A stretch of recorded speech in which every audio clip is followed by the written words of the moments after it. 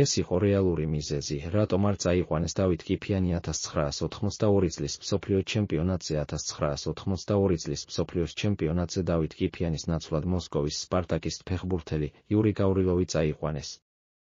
კიფიანის დატოვების ერთ-ერთი უმთავრესი მიზეზი ის იყო, რომ დათოს ზედმეტად ქართველი ფეხბურთელი გახლდათ. სრკის ნაკრები კი მაინც რუსებისა იყო, რადგან სხვა ეროვნებებს ზემოდან უყურებდნენ. რამდენიმე წლის წინ საბჭოთა ნაკრების მთავარი მწვრთნელმა, კონსტანტინე ბესკოვმა კიფიანის დატოვების შესახებ ისაუბრა. ეს დრო მოჭმული თემაა, რომელსაც უამრავი ჭორები მოჰყვა და მათ სიმართლესთან არაფერი აქვთ საერთო.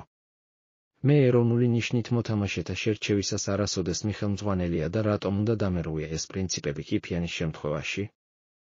გახსოვთ, რამდენი თბილისელი და კიეველი ფეხბურთელი იყო საბჭოთა ნაკრებში 1982 წლის მსოფლიოს ჩემპიონატზე? ძალიან ბევრი. კიფიანს მაშინ თამაში არ შეეძლო.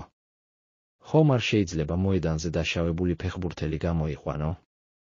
კიდევ ერთხელ მინდა გავიმეორო, დავით კიფიანის ნიჭს ძალიან ვაფასებდი, მაგრამ მე ობიექტური მდგომარეობიდან გამომდინარე ხელმძღვანელობდი, ამბობდა ბესკოვი.